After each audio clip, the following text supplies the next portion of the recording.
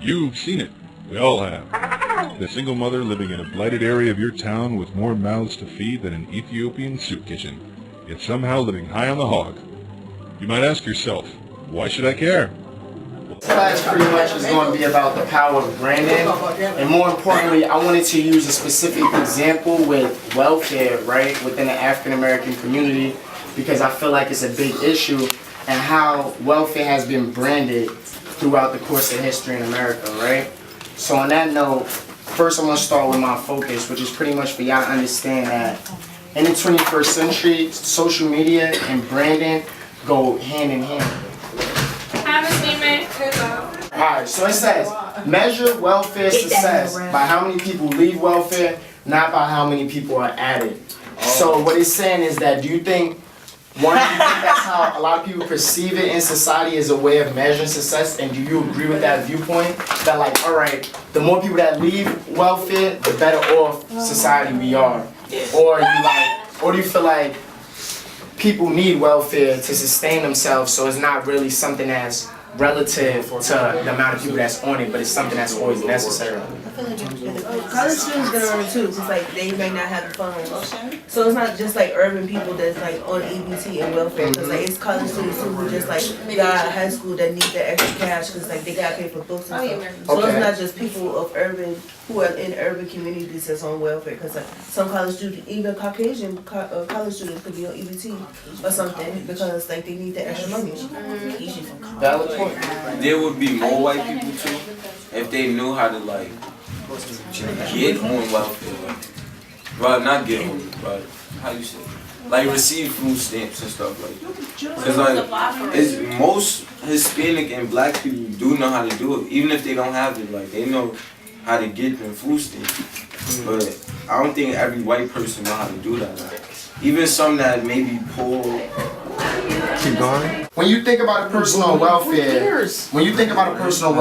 what type of characteristics do you think of that person? Like in terms of one, demographic, work habits, and education. Like anybody can answer. I think that person is poor or like a slave.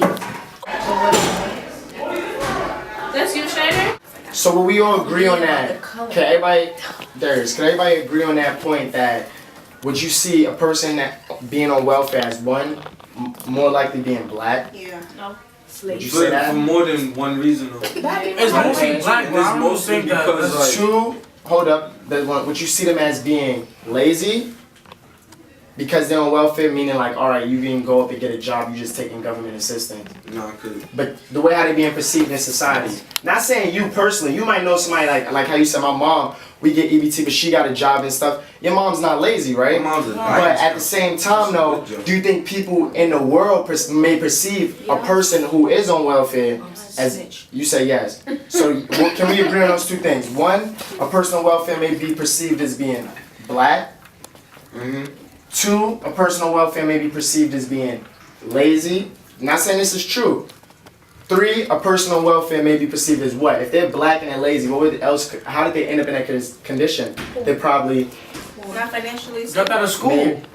Uneducated. So can we agree on that one? It's not just mostly black tonight. It's mostly black. Listen, I'm not saying we're just saying it's society. We're just saying in society how they perceive us, right? So now with that being said, right? President Ronald Reagan wanted, remember about the meme we seen? President Ronald Reagan wanted you to believe 3 things about food stamp recipients. According to him, people on food stamps were lazy, illiterate, and worst of all, black. Yo, I saw.